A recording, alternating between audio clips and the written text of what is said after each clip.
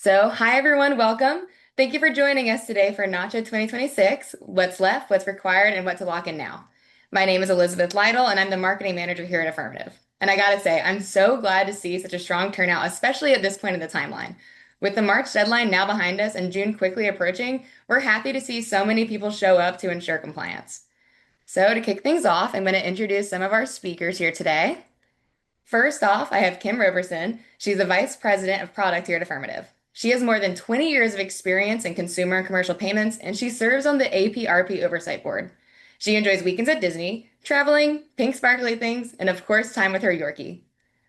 Next up, I'm going to introduce Scott Brown. He's a Chief Information Officer here at Affirmative. He focuses on payments analytics and helping institutions turn ACH data into stronger risk decisions. Outside of work, he enjoys building indie video games, painting, and making music. Last but not least, we have Devin Marsh. He's the Managing Director of ACH Network Rules and Risk Management at Nacha. He has over 26 years of banking experience across operations, risk, and payment strategy. Outside of work, he is an avid photographer, hiker, and poet. And now that I've introduced everybody, I'm going to go ahead and hand it over to Scott so we can kick this thing off. All right, thanks, Elizabeth. So real quick, what's on the agenda for today? We'll do a brief overview of the Nacha rule change to make sure everyone's on board. But then we're really going to get into kind of the nuts and bolts, the more tactical decisions and elements of what these rule changes mean to all the financial institutions, particularly at this later stage as the rules gone into effect for some of the larger originators and larger RDFIs and upcoming for everyone else. We'll talk a little bit about where we're seeing some gaps still, some struggles that are still being overcome, and then kind of wrap up with just some observations and maybe a little bit of guidance. And along the way, we'll ask some poll questions, try and keep it a little bit interactive. All right, so as everyone's probably pretty much aware at this point, there's really two main work streams associated with these 2026 rule changes. We have our rules concerning our RDFI, monitoring of those incoming transactions, and our ODFI changes that just went into effect for those originators. When I was a kid growing up in the 80s, there was this real popular TV trope they loved to do where someone would get in a coma and they'd wake up with amnesia. And I was so certain, like when I grew up, that like this was going to be this amnesia epidemic and everyone was always going to be forgetting everyone or everything. So for anybody who maybe is new to the industry or has a classic case of 1980s amnesia, I'm going to ask Kim, could you briefly recap what these rule changes are for everyone? Thanks, Scott. Yeah, absolutely. So, as Scott had kind of already mentioned, we've already had one of the rule changes go into effect. So, on March 20th of this year, a couple of things happened. There was a rule amendment that required all ODFIs, each non-consumer originator, third-party service provider, and third-party sender with an annual ACH volume in 2023 of 6 million or greater to establish and implement risk-based processes and procedures reasonably intended to identify ACH entries initiated due to fraud. So that's on the ODFI side of the house.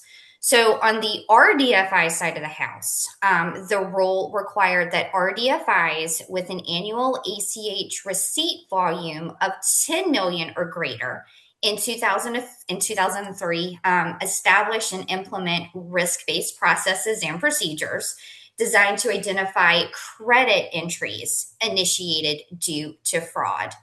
So, a lot of financial institutions out there were kind of already doing something on the ODFI side. They had something going on, whether it was in their ops departments, whether it was over in, BSA, AML kind of thing. But it's pretty big shift in the industry with the RDFI side.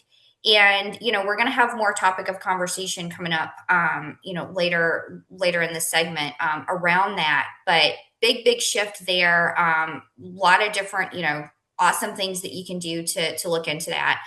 And then the last part of the March 20th rule change was the new company entry descriptions, and that involved payroll and purchase. And that requirement was for originators to use a standardized company entry description for payroll and purchases. And again, that was effective March 20th. So, last part of this rule change is that June 22nd deadline. So, for any of the folks that didn't fall into that March 20th deadline, um, you're going to fall into that June 22nd. So, that's your fraud monitoring by for all other originators, third party senders, third party service providers, and that ACH credit monitoring by all other RDFIs. So that's kind of it summed up in a nutshell. Devin, I didn't know if you had anything you really wanted to just add. I know we've talked, all of us have talked for months and months over what this rule change is, what it entails. So I just didn't know if there was anything you wanted to add into. Thank you, Kim. Just a little bit. These rule changes stemmed from a study that we started back in 2022 at Nacha, and we did that in response to the rise in credit push fraud. We surveyed the industry, we surveyed all participants in the payments chain, and one of the key conclusions was that all participants have a role to play in combating this kind of fraud. So that's why there was a kind of a sea change in Notch's approach to monitoring requirements. In the past, a couple of decades ago, in response to unauthorized debit activity, we put in some requirements on ODFIs. Following that same framework, creating a risk management framework, we looked at the current situation and expanded it to include RDFIs because we concluded and our field work determined that sometimes the RDFI is in the best situation to recognize a fraudulent payment.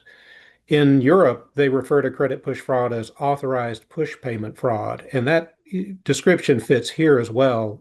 The fact that they're authorized means that the originator may think they're sending out a good payment. They've just been tricked into doing it by a scam or under false pretenses, which is a term in our rules. So if they send it out and can't recognize it as being fraudulent, if it gets through the ODFI, the RDFI might recognize it because in setting up accounts, they know what kind of activity is anticipated for any given account. If it's a consumer, they expect one profile, payroll transactions coming in, utility payments, car payments going out.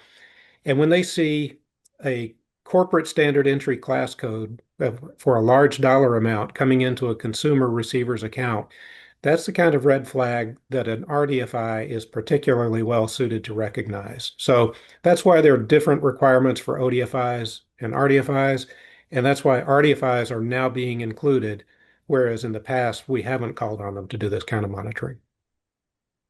Makes a lot of sense. So that's the why now of it, right? So we're not saying there's been a sudden influx of fraud, just that you did the survey at Nacha, you saw an increase, and you want to keep the network safe, and that's why these rules are going into effect now. Is that fair? That's exactly right. The ACH network is vital to the U.S. economy. I mean, if we look at our stats from 2025, we transacted $93 trillion through the network. That's 3 times the US GDP.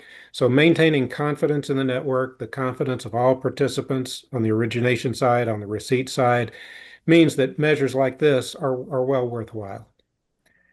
So we're not just asking the financial institutions to monitor fraud. How should today's attendees be thinking about reasonable coverage versus striving for perfection? Yeah, that's a very good distinction to make, Scott. Reasonable fits right into what we were envisioning in the rules. We asked for risk-based processes and procedures. By risk-based, we mean don't worry about monitoring every single transaction. There are some that don't pose a risk. There are some that aren't worth pausing the whole payment stream to scrutinize. But take a risk-based approach and really scrutinize the ones that pose the greatest risk.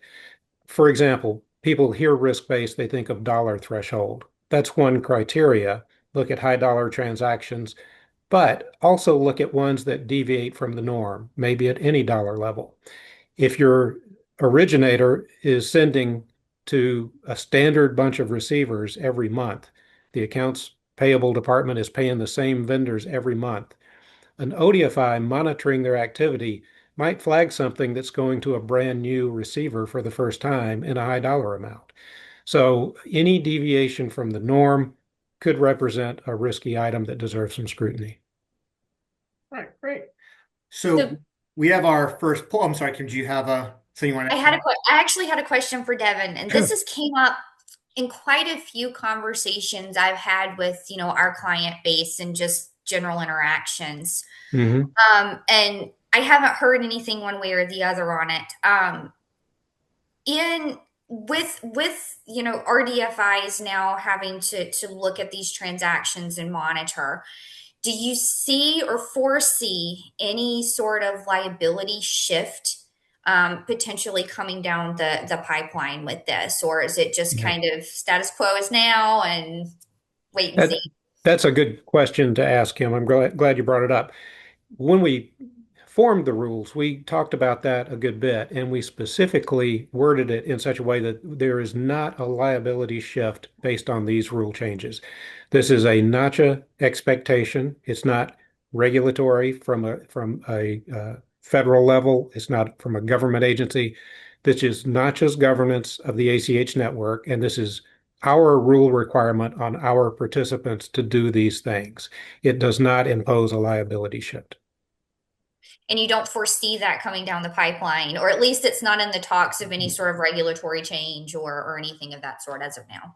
No, no. There, participants in a dispute could litigate anything, but there is nothing in the framework or on the roadmap that would uh, cause this to move toward a liability shift. Great. All right. So now our first poll for everyone attending. We're really interested to know at your institution, where do you see this activity taking place? So in Kim's conversations, my conversations, as we're doing demos, as we're doing new implementations, we're asking, is this going into your cash management? Is this going into treasury? When we were planning, we were talking a little bit with Devin about, do we anticipate any impact on the BSA AML department, right? Not necessarily on the front lines, but maybe some of these items get raised up to them as part of this process. Mhm.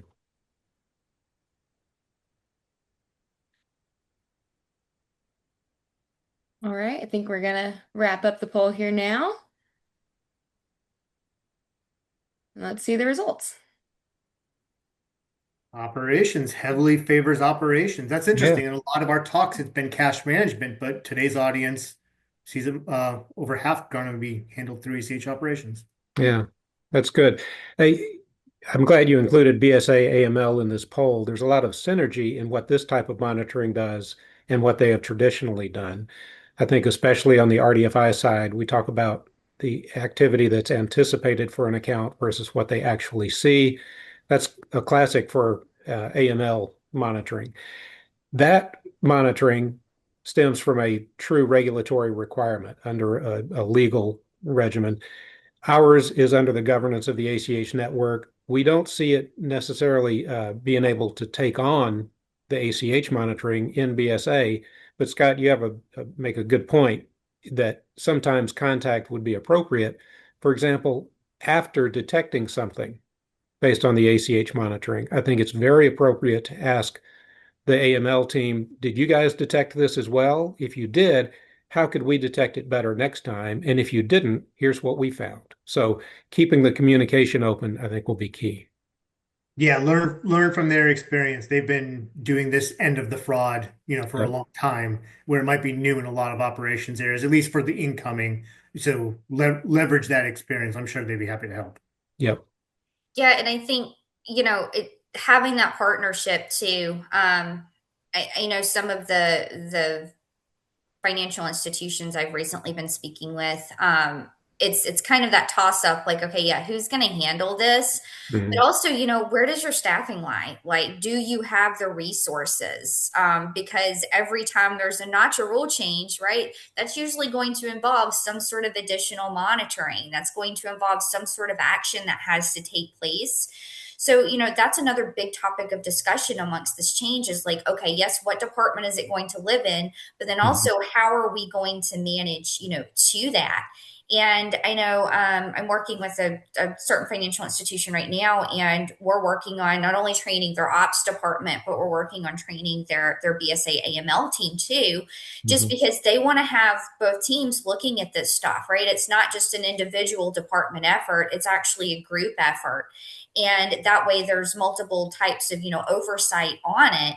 And also that liability from a department perspective, it Mhm. falls in two different areas. So if one maybe isn't if they're looking at one type of thing, the other department might can look at a different type of thing, within those reports, within those alerts, whatever it might be. Yeah, So I think that's really great when financial institutions, can have departments collaborate. You can kind of work together on that stuff, because all too often departments become siloed, and they kind of just work and march to the beat of their own drum. And you don't see that communication, and things actually slip through the cracks, right? If ops isn't communicating with BSA AML, and even vice versa, how do you know what you're seeing? How do you know what additional items to be looking for?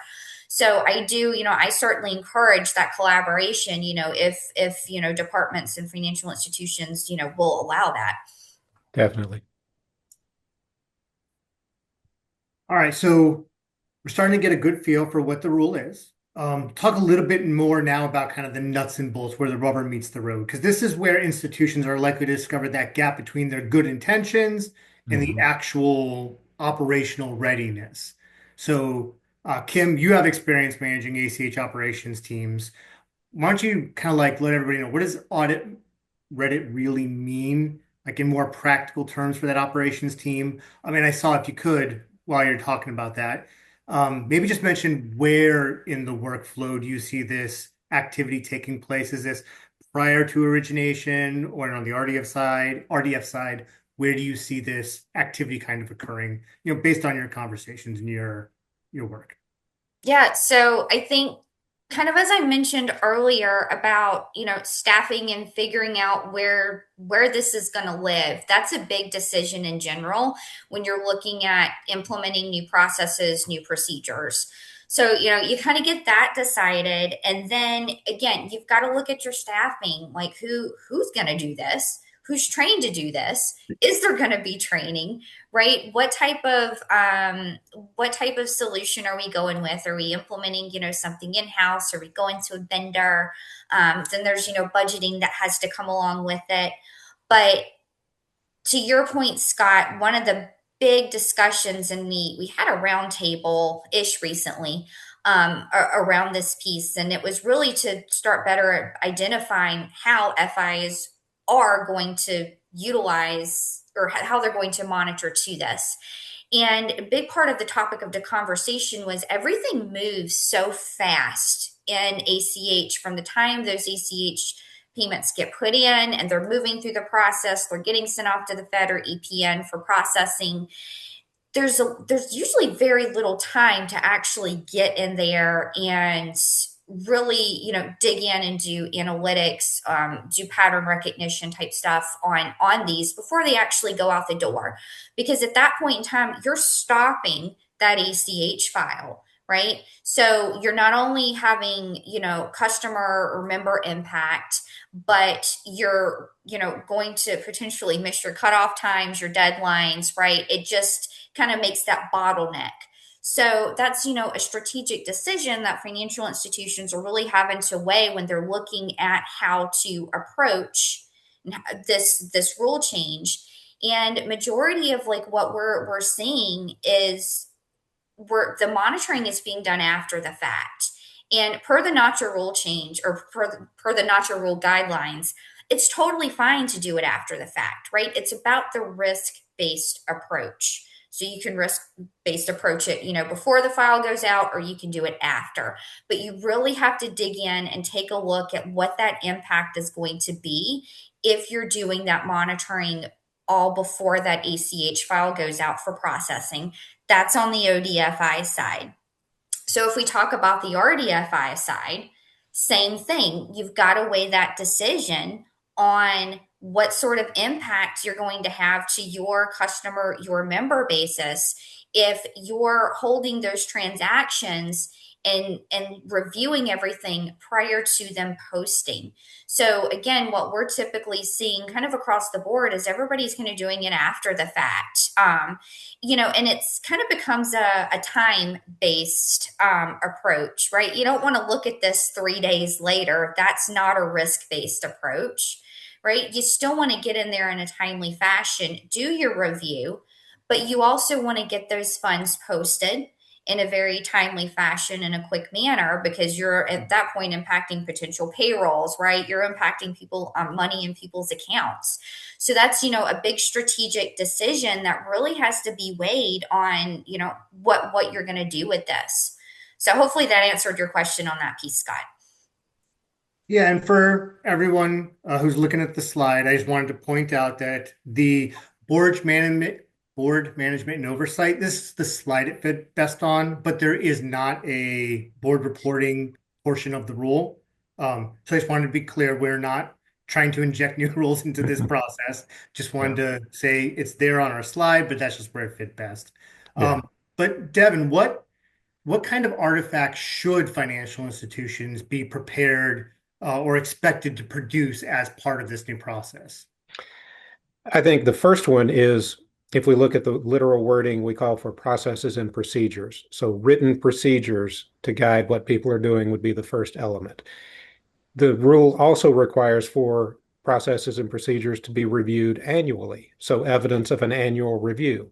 So those are the two fundamental things that are based on the wording of the rule itself. From a practical standpoint, the monitoring activity, I think that the responsible business line should be able to show auditors, internal, external, whoever is auditing the process, evidence of the types of alerts they're receiving, whether it's a paper-based report they review, an online report, whether it's real-time alerts, whatever it is, evidence of the type of alerting they're reviewing, and then be able to point to their procedures about how they disposition those alerts. Do they, uh, who are they supposed to contact? What does escalation look like? What additional information do they look for in a transaction? So evidence of all of those things. There's no hard and fast form to document it. It's just whatever fits the process in order to satisfy an auditor. And of course, everybody in ACH operations is familiar with audit processes because internally that's a point of scrutiny. And there's a Nacha rules compliance audit requirement annually anyway. We've had the question, how is Nacha going to enforce these specific monitoring rules? We're not going to police these specific rules. They fall under the obligation to follow the rules broadly. So we expect it to be a point of focus within the annual Nacha rules compliance audit. We do ask institutions to attest that they've completed that each year. And we do spot checks to ask for evidence of audits where we would expect to see this. The real penalty for not doing this isn't that you might not pass an audit, it's that you might experience this kind of fraud and have to deal with the consequences on it. So, kind of summing up what I heard is a written procedure is necessary, Yep. maybe just not fully in and of itself enough. Institutions need to be able to demonstrate they have a living process, evidence is being gathered, reviewed, escalated when appropriate, and processes are being handled. Yep, exactly right. One of the things that I'm continually getting asked, and just the vibe in general, is there's just a lot of uneasiness out there because not your rules, right? They don't say, hey, do X, Y, and Z specifically. It's somewhat open to interpretation. And especially as we're talking about this being a risk-based process and procedure, there industry folks are of course looking to Nacha for the guidelines. Nacha, I know, you guys have given, certain bullet points to say, hey, you can do this monitoring, you can do that monitoring, right? So it's more than that. Like, it's really what's going to be best for your financial institution, right? What's kind of falling within like your risk appetite, right? What is the FI comfortable with doing? But then also getting it documented, and yes, following that documentation. So just because Nacha says velocity monitoring could potentially be a route that you could go, Devin, Mhm. that doesn't specifically mean like, hey, you've got to do velocity monitoring, but you've got to have something else reasonably, um, what's the word I'm looking for? Like a reasonable, like, or comparable, right, solution to that. Yeah, Having something that really just again documenting that risk-based approach, like saying yeah. this is what we're doing, this is how we're doing it, this is what we're following, that sort of thing. So I think that's been kind of a big thing that I've continually ran into is, it's guidance that you guys are giving. It's not Mhm. saying, hey, you have to do velocity, you have to do this, you have to do that. You just need to have some sort of approach to this rule change. Yeah, that's right, Kim. I'm glad you used the term risk appetite because that's a good analogy for the risk-based approach. I think if financial institutions are comfortable with the concept of risk appetite or risk tolerance, they're able to explain it to their auditors and to their examiners, and it's based on their business model and what they're willing to accept. They can rule out whole classes of customers that they don't want to take the risk of banking. They can accept certain customers that are high risk traditionally, but they show additional steps to deal with those high risk customers. So, starting with defining what your risk-based approach is, the rationale behind what you're scoping in and scoping out of monitoring is another key component of this. It may even ought to be a written part of the processes and procedures. We don't even prescribe that, but it will help explain things to your auditors if you can start by saying, this calls for a risk-based approach. Here's our risk-based approach.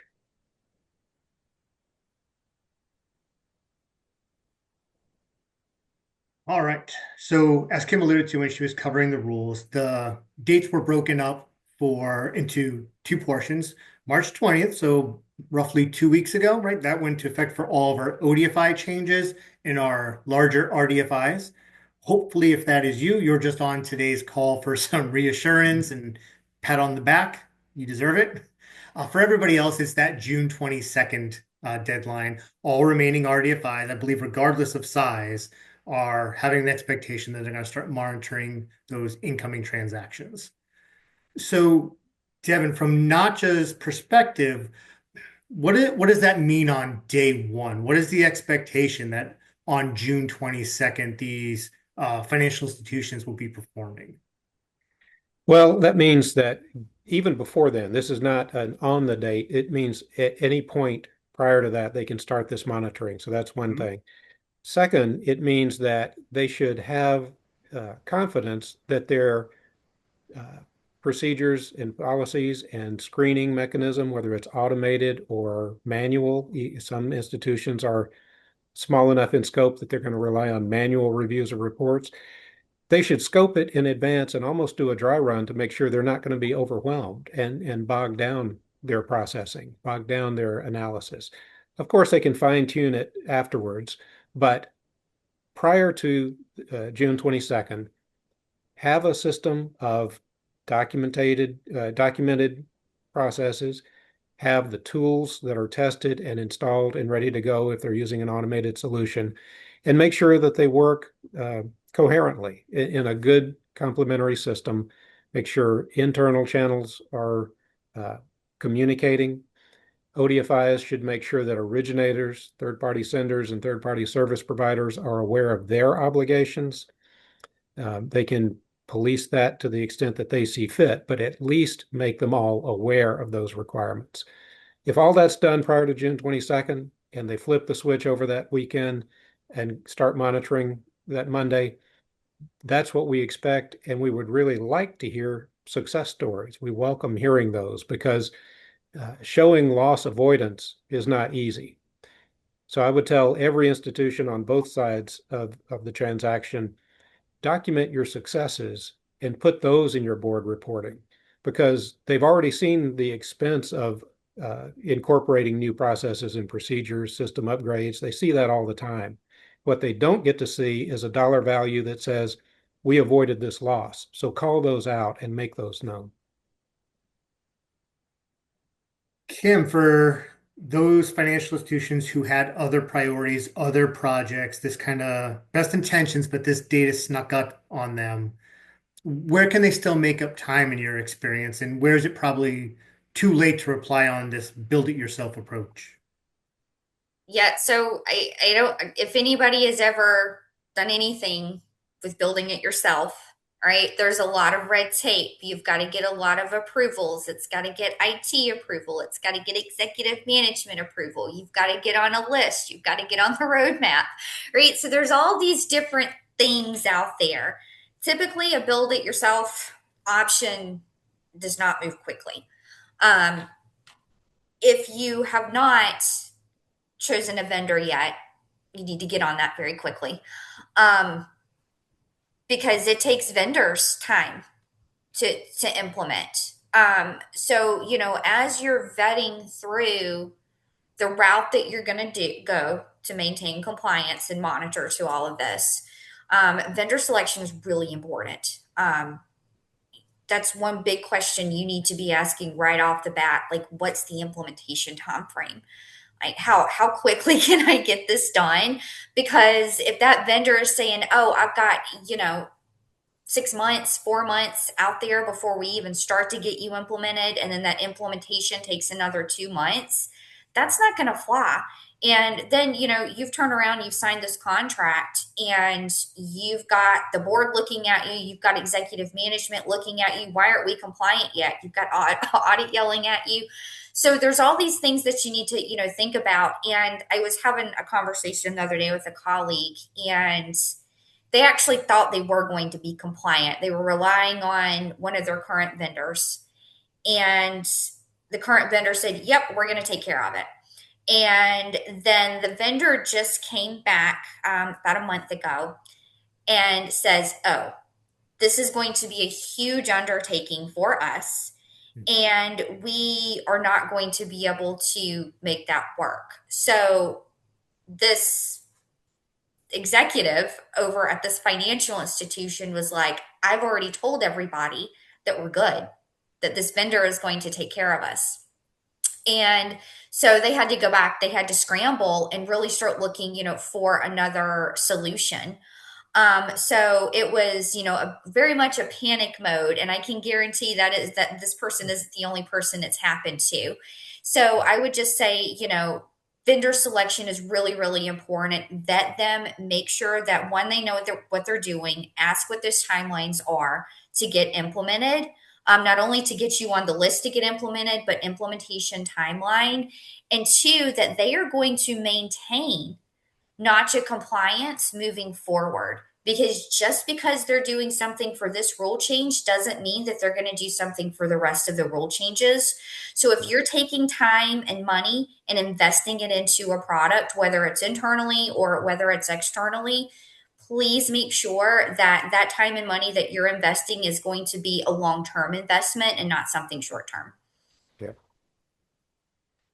I think that's good guidance. I also think it's worth emphasizing that, the rules themselves don't say you must implement a technical solution. So Mhm. if you know you need a technical solution for your institution because of the scope of activity, certainly go down that path. But if you're delayed on implementation, it's not all or nothing. Do something on June 22nd to demonstrate that you're doing even manual processes. Your ultimate risk tolerance and risk-based process includes all the transactions you want to monitor. If you are doing some interim process, tailor your risk-based approach according to what you're able to do at the moment. The key is don't be doing nothing on June 23rd while you wait for a solution to implement sometime in third or fourth quarter. All right. So just to help us kind of gauge who was impacted by that March 20th deadline. So these are for any of our attendees today who are ODFIs.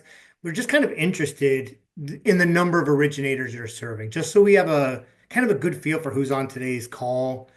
you know, so if you're an RDFI only, like this question really wouldn't pertain to you, but for everybody else, if you wouldn't mind just telling us kind of broad ranges, how many originators are you serving? So that just again, so we have an idea of like who's impacted by this rule change in today's audience.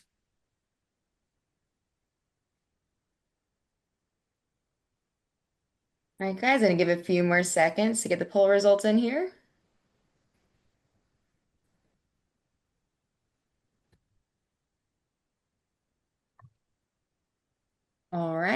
And we are looking at, let's see the results. All So right. mostly 1 to 50. Yeah, mostly on a couple of 50 to 100, 100 to 500. Yeah. Interesting. All right. Thank you everyone for who shared that information.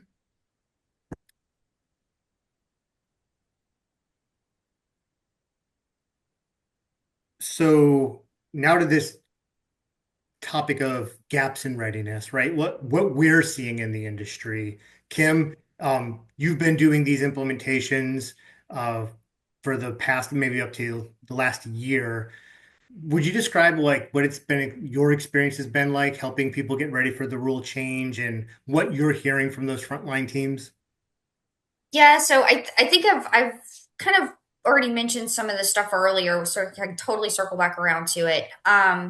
It's one is vendor selection, and trying to get through the red tape of, if you've had like a vendor change, getting it in the budget, right? You didn't get it in the budget in time.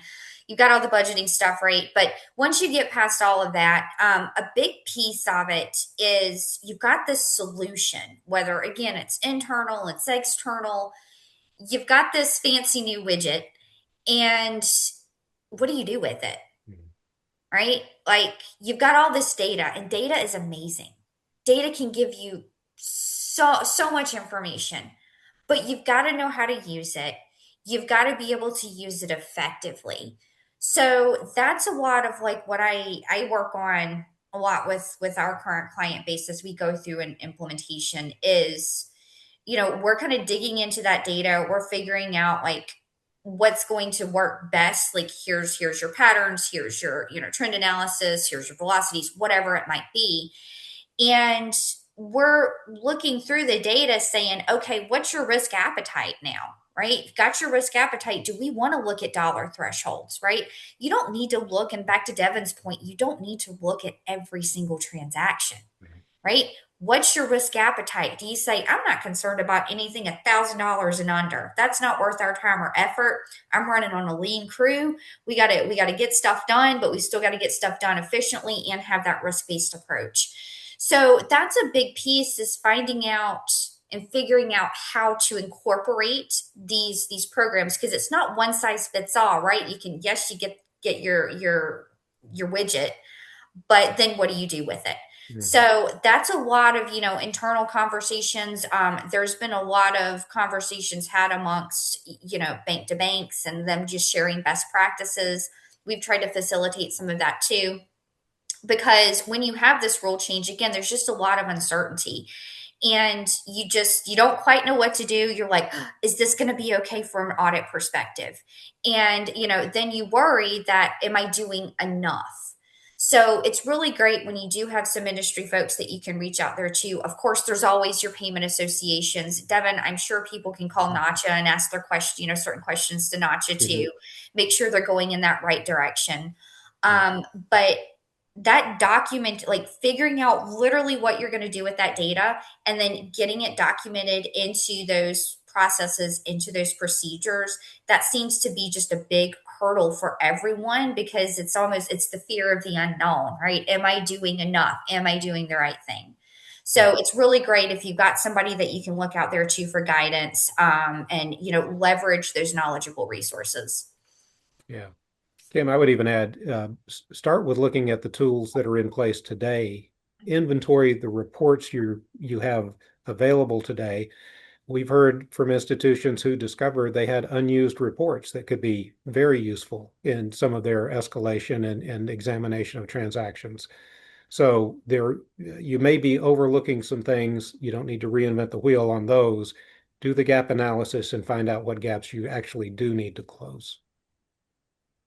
Devin, has there been any early feedback from any financial institutions? There has. In fact, today I was on a prep call for a conference I'm going to be going to in a few weeks here, and was talking to an RDFI who said they implemented their solution on March 1st. They were subject to the March 20th deadline. They implemented on March 1st, and we're already seeing successes for it. They were a medium-sized institution, and they were dealing with one of the very largest ODFIs. So their RDFI reporting helped them identify activity.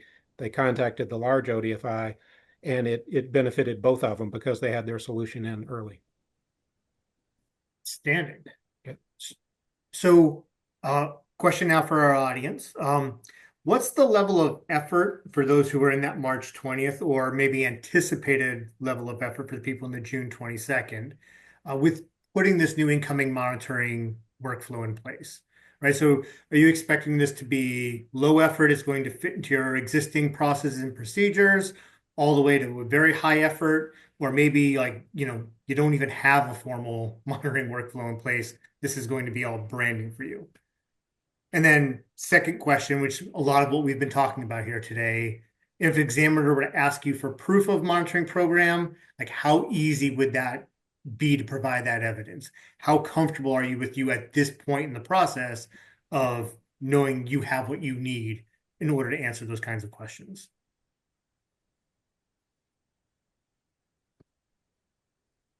We'll give everyone just a moment to answer. Yep.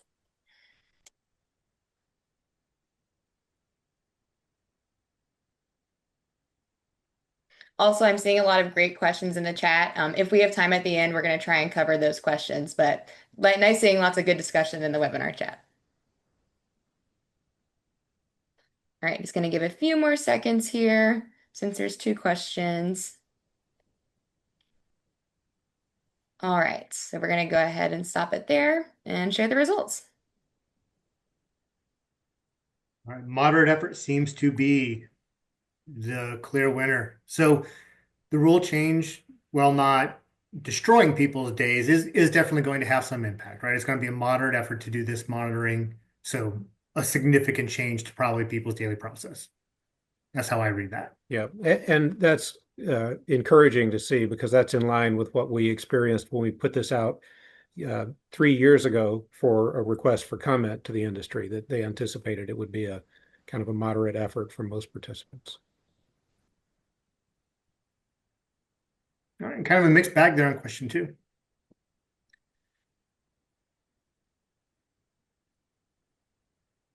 Yeah, so some people seem to be very comfortable with where they are providing for documentation. It doesn't seem like anybody would struggle greatly, but just varying levels of effort in order to produce that evidence is where we're at now. All right. So I promise I will not be too salesy here. I know that's not why anybody joined, but I do want to mention, especially because I saw a lot of conversation happening there in the chat, Affirmative does offer a platform to help address these needs. As you can hopefully tell, like we live and breathe this stuff. We are in it every day. Kim helps many financial institutions get set up on our platform that helps address these. We have a monitoring out of the box package that covers the exact types of things we've been discussing on this call. So it is turnkey ready. We do that for the incoming. We do that for the outgoing. We have a risk-based approach for originator risk monitoring, helping you segment your originator base between high and low risk. And of course, since we're doing all that, we're a reporting and an analytics company. So that audit-ready reporting is part of our solution. And Elizabeth, you jump to the next one, and which I promise will also be the last one where I discuss us. Like I said, we've been helping all of our existing customers get ready for these rule changes. Kim's had to do a lot of these.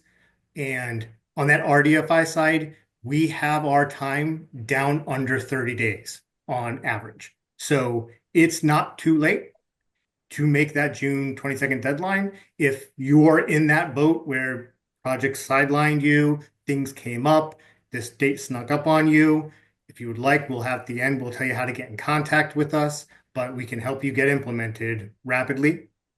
And yeah, fraud lead detection, we help with the origination side. As I said, we have other great stats. We will cover all of those on a personalized demo for you. I will not belabor the point here.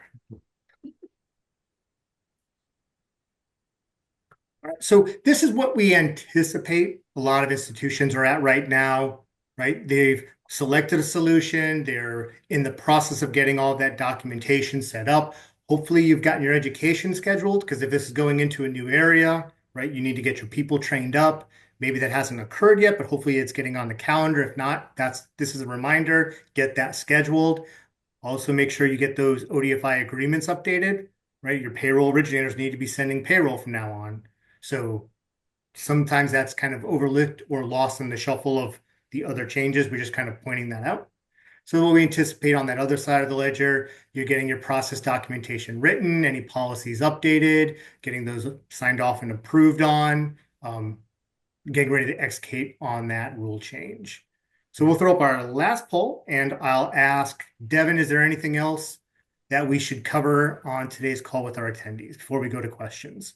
One thing I'll mention on the agreements, that's an excellent reminder. The rule doesn't call for replacing origination agreements. However, do consider what's in your origination agreements today and consider whether it needs a change. But don't panic. That doesn't mean you got to go repaper every originator.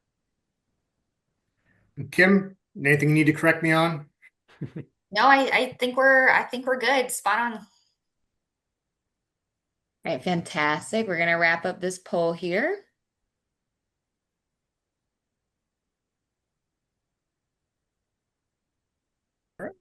All right. It seems like the majority of people are, a good portion of the way through it or have a little bit left. And as expected, right? Some people, I'm sure they got sidetracked with other projects, held back. It wasn't from a lack of caring, but, now they're going to be sprinting towards the finish line. All right, guys, we're going to go ahead and jump to questions. There's been a lot of questions in the chat, so I'm going to answer from the Q&A section. So if you have any questions, please put them there so we can make sure we're trying to get everybody. Let's see here. So one question I saw, let's see here. Is the presentation slides going to be sent out? Yes, we're going to have the recording and that sent out. So I know it's not super, technical, but that's just for a me question. Yes. Chris said, if you are an FI and you use a third-party vendor as a payment gateway, is it on the gateway to implement these policies and procedures to accommodate these rules, or is there an ODFI to do it? Or is it on the ODFI to do it?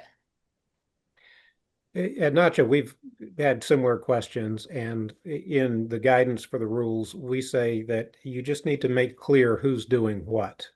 The rule requirement is for ODFIs, third-party senders, and third-party service providers, as well as originators. If all four of those are involved in a relationship, it's just necessary for the ODFI maybe to guide that agreement to say, okay, originator, are you going to do this, or is the third-party sender? Third-party sender, how are you doing it, in-house or outsourcing? The ODFI can orchestrate that, but it needs to be clear who's doing what so nobody's caught flat-footed. Great.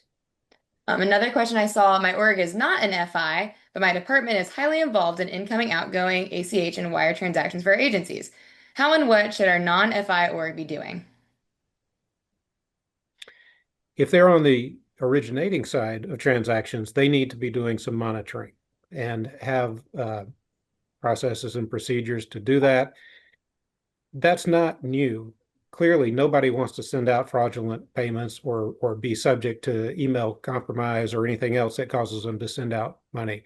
So start with that gap analysis, document what you're doing today to prevent sending money out to a money mule. And that's a large part of what you probably need to do as your final solution. Then do the gap analysis, close any gaps you see remaining. But the biggest burden is on the origination side for a non-FI. Okay, great. So I'm trying to look for more questions in the chat here. There's lots of great questions the whole time. I see one in the chat about, is there anything changing about monitoring incoming debits? Not in this rule. The rule on the origination side is fraud monitoring. So it includes debits and credits, all transactions. On the RDFI side, it's specifically called credit monitoring. So this is incoming credits, monitoring for credit push fraud. Okay, great. And then I'm also seeing in the chat, thank you, Scott, for the recommendation, but I do just want to clarify, we are a CH risk manager. So that is what we were talking about earlier.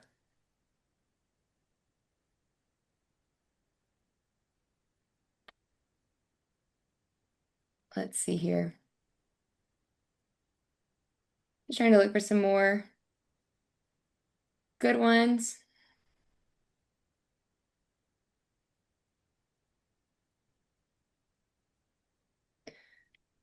I found this one, it's kind of a long one, but it's kind of an interesting question. Lisa said, we are monitoring micro deposits for a name mismatch, but have noticed there are a few big banks and companies that do not use the beneficiary's name in the entry, which caused them all to hit a report. These seem like a bigger issue of not being able to validate that the micro entries are going to the correct accounts. Any suggestions? I'll say, and of course I'll throw it over to Kim and Devin, who experts on it more than I, but I'll just say that in my experience, you're going to run into a lot of that, especially when you're trying to do any kind of matching. Named SEC code matching comes up a lot in my conversations, right? This is an individual name with a business SEC code, or vice versa. This is a name mismatch on the account. It could just be, James instead of Jim, or it could just be a completely different name. In my experience, any one of those things by itself is not enough to necessarily be a cause for concern, but used in combination with other elements, right? So you're saying like just because it's an SEC code name mismatch doesn't necessarily mean that this item is now worthy of, being researched or being flagged as fraudulent or even for follow-up investigation. But if you have multiple elements that are aligning, that's when it becomes more of a concern. Right. Yeah, I would add that name matching is not part of the rule requirement. It is one of the things that can be scrutinized if you flag a transaction and escalate it. There is not a name format requirement, and there is quite a bit of challenge and variation in the way the names appear. So unless there is a clear rule violation about how a particular field in a transaction has been populated, there's not really a lot that you can do about enforcing a specific format on that name field.